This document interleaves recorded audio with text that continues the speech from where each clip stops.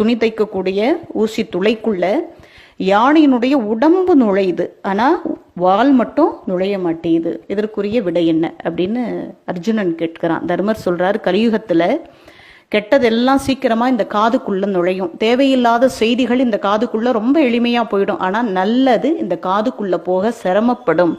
கலியுகத்துல நல்லதை கேட்பதற்கு மக்கள் தயாராக இருக்க மாட்டார்கள், நல்லவர்கள் மதிக்கப்பட மாட்டார்கள் என்று தர்மர் சொன்னாராம். இரண்டாவது கேள்வி என்ன கேள் அப்படிங்கிறாரு தர்மர்.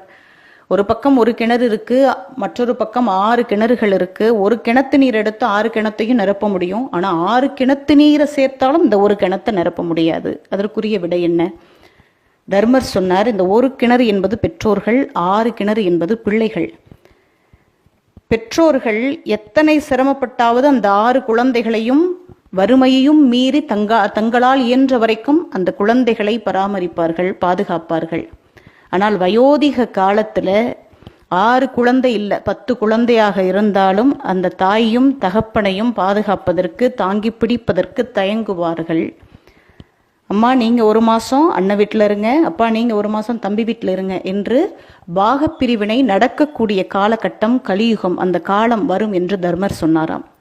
மூன்றாவது கேள்வி சகாதேவன் கேட்டான். முற்றியிருக்கக்கூடிய கதிர்கள் நிறைந்திருக்கக்கூடிய வயல்வெளி சுற்றிலும் வேலி அடைக்கப்பட்டிருக்கிறது. ஆனால் வந்து பார்க்கின்ற பொழுது கதிர்கள் எல்லாம் மேயப்பட்டிருக்கின்றன. இதற்கான விடை என்ன என்று கேட்கிறான். உடனே தர்மர் சொல்லுகிறார், இந்த வேலி என்பது ஆட்சியாளர்களும் அதிகாரிகளும், இந்த வயலில் விளைந்திருக்கக்கூடிய கதிர்கள் என்பது மக்கள். வேலியே பயிரமேஞ்ச கதையா அப்படின்னு ஒரு பழமொழி இருக்கிறது. அந்த பழமொழி கலியுகத்தில் நடைபெறும். அதிகாரிகளாலும் ஆட்சியாளர்களாலுமே மக்கள் சுரண்டப்படுவார்கள், துன்பத்திற்கு உள்ளாக்கப்படுவார்கள் என்று தர்மர் சொன்னாராம். இந்த விடையை சொல்லிட்டு தர்மர் சொன்னாராம், வந்தவன் குதிரைக்காரன் அல்ல, அவன் கலியுக புருஷன். இந்த கலியுகம் எப்படி இருக்கும் என்பதை உங்கள் மூலமாக தெரிவிப்பதற்காக இந்த கேள்வியை அவன் கேட்டிருக்கிறான் என்று தர்மர் சொன்னதா